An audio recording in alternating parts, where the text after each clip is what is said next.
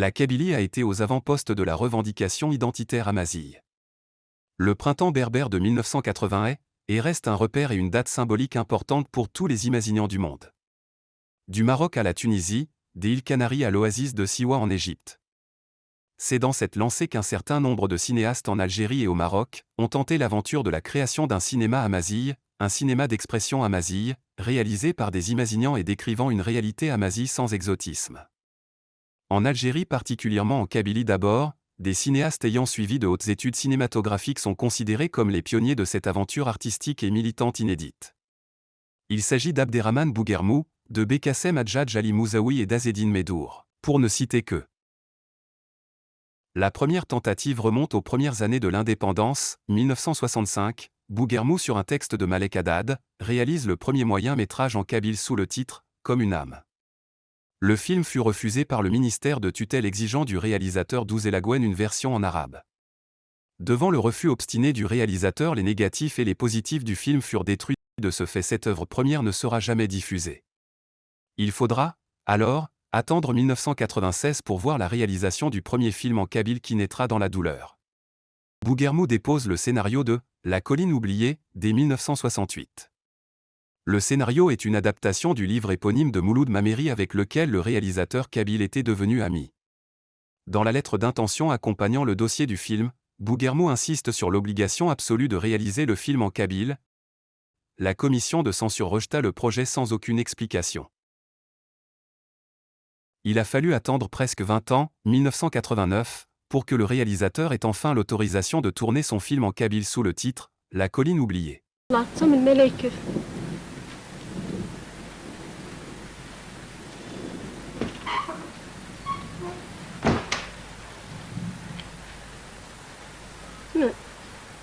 ايش هو؟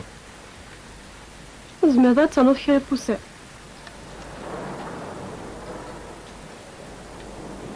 ديك العسكر مازال سمانه كي قلنا الدور شو؟ ذاكي ناضي هنا غورا كيف هي مناش تا وذي كيحمل وذي يحملون عاود طقنا لا انا مناش هي تسوني تدني نارا بصح وكتدنا نارا معنا غير نتحو الفاض بزاف نرجع هسا قزر مازال حملها في الله كراه امي كرهطان وحنا ولا شو ظن ذيك كره. Le projet connaîtra une adhésion et un engouement populaire formidable.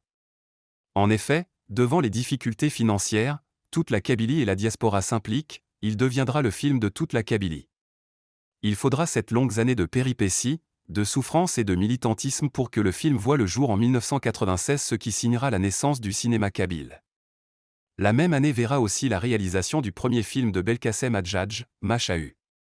Historiquement, le film de Hadjadj est le premier étant donné que le film fut achevé en 1995, mais La colline oubliée fut le premier film présenté au public. En 1997, Azedine Medour réalise lui aussi son premier film en kabyle sous le titre « Adrar en Baya », La montagne de Baya.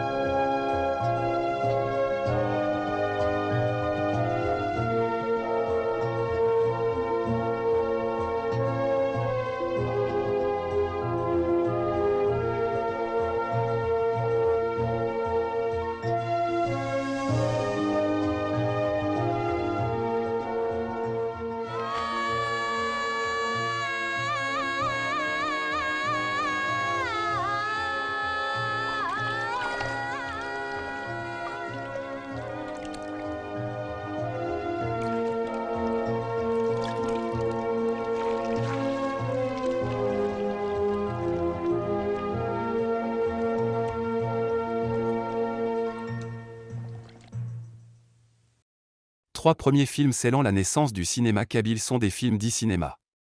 Ils ont été réalisés selon les normes cinématographiques internationales et en 35 mm. En 2007, un autre grand nom du cinéma kabyle, réalise un téléfilm, format vidéo, Ali Mouzaoui, sous le titre Mimezran.